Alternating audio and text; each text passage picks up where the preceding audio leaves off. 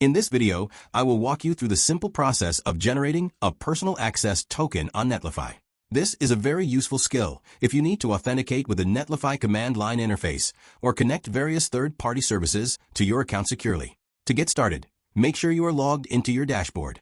Once you are there, take a look at the upper right corner of your screen and click on your profile avatar. This will open a small drop-down menu where you should select User Settings.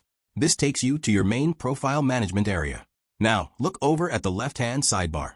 You will see several categories like biological information and security.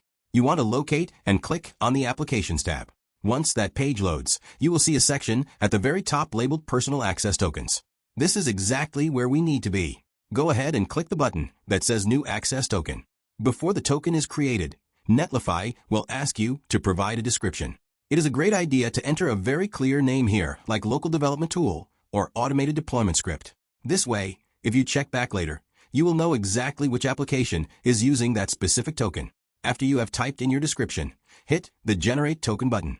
Your new token will appear on the screen immediately. It is vital that you copy this code and save it in a safe place right now, because once you navigate away from this page, you will never be able to see this specific code again for security reasons. Now you are all set to use your token for your projects. Thanks for watching and good luck with your deployments.